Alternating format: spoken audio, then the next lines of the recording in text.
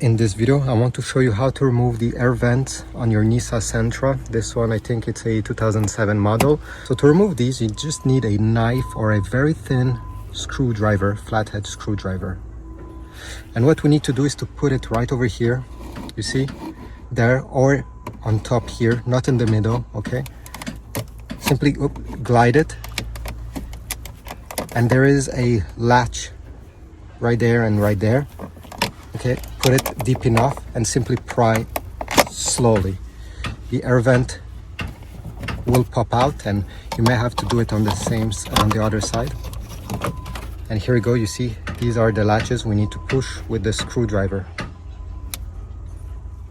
All right, to put it back, you just need to put it like this and tap it, and it will clip in place. I won't do it because I need this one.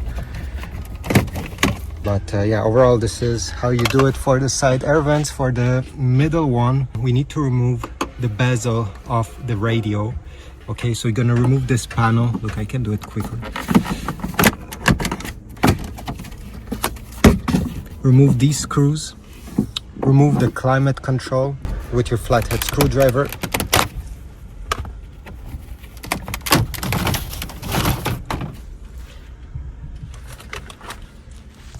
Remove these two Phillips head screws, there and there. Now I have removed the screws. I can simply remove this, and to remove the air vent, again, put your screwdriver over there.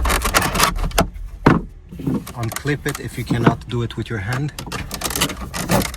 Do the other clip. And here we go. This way they will come out. You cannot remove the middle air vents without removing the radio panel, because as you see here, the radio panel goes over the side of the air vent. Thanks for watching. Please leave a like, subscribe, and I'll see you in the next video.